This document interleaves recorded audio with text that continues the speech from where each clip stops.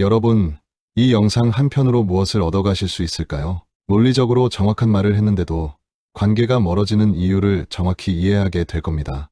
그리고 상대를 설득하면서도 적이 아닌 편으로 만드는 구체적인 3단계 대화 기술을 배우게 됩니다. 무엇보다 싸우지 않고도 영향력을 갖는 사람이 되는 방법, 지금부터 시작합니다. 왜 정답을 말했는데 분위기는 망가질까요? 이상하지 않나요? 여러분이 회의 중에 명백히 옳은 지적을 했습니다. 논리도 완벽하고 팩트도 정확합니다.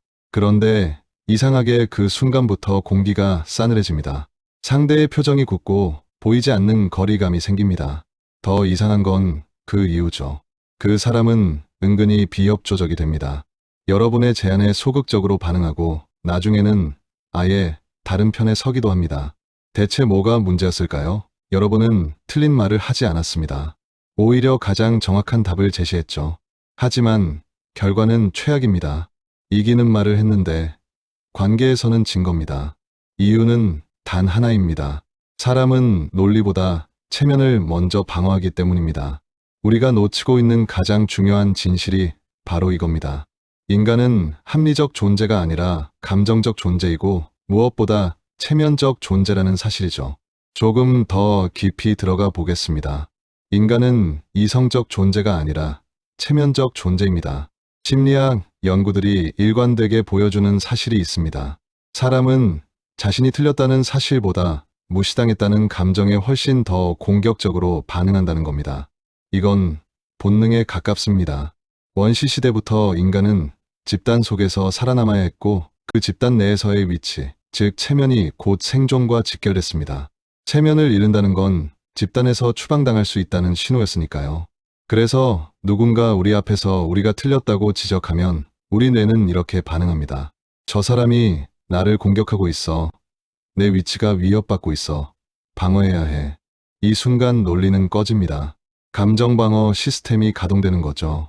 여기서 중요한 고전이 등장합니다. 바로 데일 카네기의 인간관계론입니다. 카네기는 20세기 초반에 이미 이 원리를 꿰뚫어봤습니다. 그의 핵심 통찰은 이겁니다.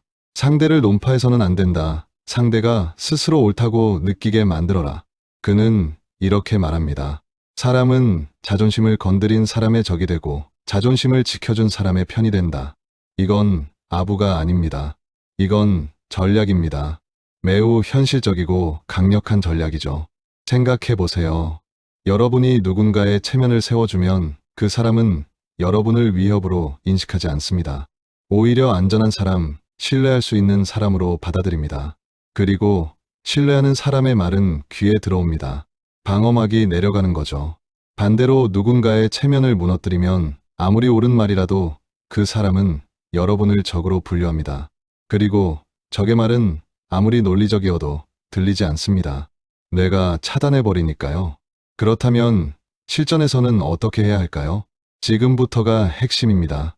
체면을 세워주며 주도권을 가져오는 3단계 기술을 알려드리겠습니다. 먼저 1단계, 판을 인정하는 겁니다. 이건 존중의 신호를 먼저 보내는 행위입니다. 잘못된 접근은 이렇습니다. 그건 틀린 것 같아요. 간단하죠? 직설적이고 명확합니다. 문제는 상대의 뇌가 이 말을 들은 순간 방어 모드로 전환된다는 겁니다. 당신이 무슨 말을 하든 이제 상대는 듣지 않습니다. 전략적 접근은 다릅니다. 그 관점에서 보면 충분히 그렇게 판단할 수 있죠. 이 한 문장이 무엇을 하는지 아십니까? 상대에게 이렇게 말하는 겁니다. 당신은 생각할 줄 아는 사람입니다. 당신의 판단에는 나름의 근거가 있습니다. 나는 당신을 존중합니다. 여기서 중요한 건 동의와 굴복은 다르다는 겁니다. 여러분은 상대의 의견에 동의하는 게 아닙니다. 단지 그의 사고 과정을 인정하는 거죠. 이 차이가 모든 걸 바꿉니다. 2단계, 반박이 아니라 확장 질문을 던지는 겁니다. 직접 반박은 이렇습니다. 아니에요. 그건 이런 이유 때문에 안 됩니다. 논리적으로 완벽할 수 있습니다. 하지만 상대는 공격받았다고 느낍니다. 그리고 반격 준비를 합니다. 체면을 유지시키는 질문은 다릅니다. 그럼 이런 상황에서는 어떻게 보세요? 이 질문이 마법 같은 이유는 상대가 방어하지 않기 때문입니다. 오히려 자기 논리를 스스로 점검하게 됩니다. 왜 이게 효과적일까요? 심리학자들은 이렇게 설명합니다. 사람은 남이 지적한 오류보다 스스로 발견한 오류를 더 잘 고칩니다. 자존심이 덜 상하거든요. 질문을 던지면 상대는 자신이 스스로 답을 찾았다고 생각합니다. 실제로는 여러분이 그 방향으로 유도한 거지만요. 예를 들어볼까요? 동료가 무리한 일정을 제안했습니다. 이 프로젝트 2주 안에 끝낼 수 있을 것 같아요. 여러분은 그게 불가능하다는 걸 압니다. 이때 그건 불가능해요. 최소 한 달은 걸려요. 라고 말하면 어떻게 될까요? 상대는 기분 나빠합니다. 자신이 무능하게 보일까봐 오히려 더 고집을 부립니다. 대신 이렇게 물어보세요. 좋은데요.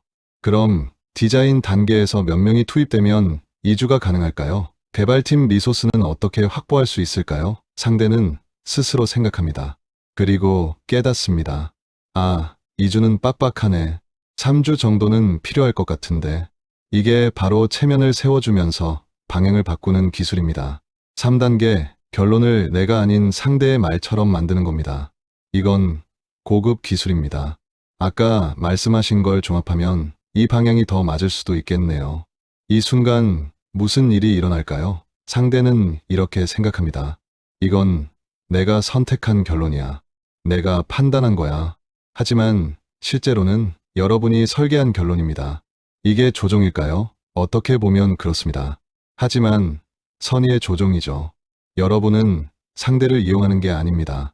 상대의 체면을 지켜주면서 동시에 옳은 방향으로 나아가게 만드는 겁니다. 이건 윈윈입니다. 실제로 협상 전문가들이 가장 많이 쓰는 기법이 바로 이겁니다. 상대방이 결론을 스스로 말하게 만드는 것. 그러면 그 결론에 대한 책임감과 주인의식이 생깁니다. 나중에 뒤집을 가능성도 훨씬 줄어들죠. 여기까지가 3단계 기술입니다. 판을 인정하고 질문으로 유도하고 결론을 상대의 것으로 만드는 것.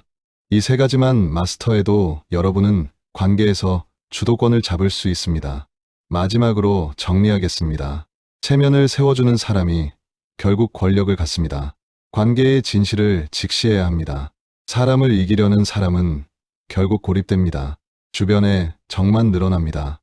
논리적으로는 맞을지 몰라도 아무도 그 사람 편에 서지 않습니다. 반대로 사람의 체면을 지켜주는 사람은 어떻게 될까요? 중심이 됩니다. 사람들이 모입니다. 신뢰받고 영향력을 갖게 됩니다. 데일 카네기의 메시지를 다시 한번 정리하면 이겁니다. 사람을 설득하고 싶다면 그의 자존심을 내 편으로 만들어라. 이건 100년 전 통찰이지만 지금도 완벽하게 작동합니다. 왜냐하면 인간의 본성은 변하지 않으니까요. 그렇다면 오늘 하루 실천 미션을 드리겠습니다. 오늘 누군가와 의견이 다를 때 이 세 가지만 해보세요. 첫째, 먼저 그렇게 볼 수 있겠네요. 한마디를 하세요. 둘째, 반박 대신 질문 하나를 던지세요. 셋째, 결론은 상대의 말로 정리하세요. 이 3단계만 지켜도 여러분은 싸우지 않고 영향력을 갖는 사람이 됩니다. 논리로 이기고 관계에서 지는 사람이 아니라 체면을 세워주며 결국 모든 걸 얻는 사람이 되는 겁니다. 마지막으로 철학자 에픽테토스의 명언을 남깁니다. 우리에게는 2개의 귀와 하나의 입이 있다. 그것은 말하기보다 2배로 듣기 위함이다. 체면을 세워주는 것은 상대의 말을 먼저 듣는 것에서 시작됩니다. 그리고 그렇게 듣는 사람이 결국 자신의 목소리를 가장 크게 낼 수 있습니다. 논리로 밀어붙이지 마세요. 체면을 세워주며 이끄세요. 그것이 상대를 적으로 만들지 않고 내 편으로 만드는 가장 현실적인 기술입니다. 이 영상이 도움이 되셨다면 구독과 좋아요 부탁드립니다.